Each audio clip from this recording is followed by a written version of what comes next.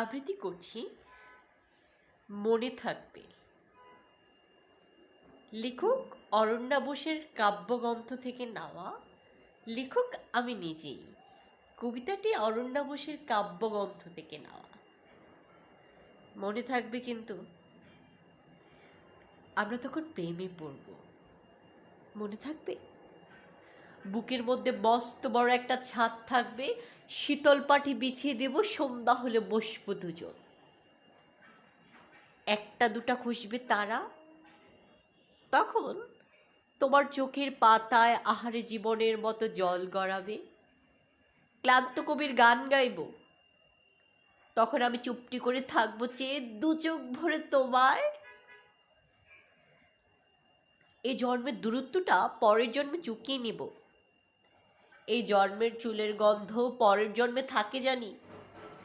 এই জন্মের মাতাল হাওয়া পরের জন্মে থাকে জানি। মনে থাকবে আমি বসন্তের কৃষ্ণচূড়া, তুমি কাঁদলে এক নিমিষে সবটুকু জল চুষে নেব। মনে থাকবে পরের জন্মে কিন্তু কবি হব, তোমায় নিয়ে হাজার হাজার কবিতা লিখব, তোমার ওই মনটা নিয়ে মেলায় মেলায় বাউল হয়ে ঘুরব। মনে থাকবে আর কিছু হই বা না হই, পরের জন্মে কিন্তু তিতাস হব, বসন্ত রং হব, শিউলি তলার ফুল হব, শরৎকালের অনন্ত নীল আকাশ হব। শীতের শিশির ভেজা সকাল হতেই পারি। মনে থাকবে পরের জন্মে তুমি হবে নীল পাহাড়ের পাগলা ঘোড়ার জল ধারা।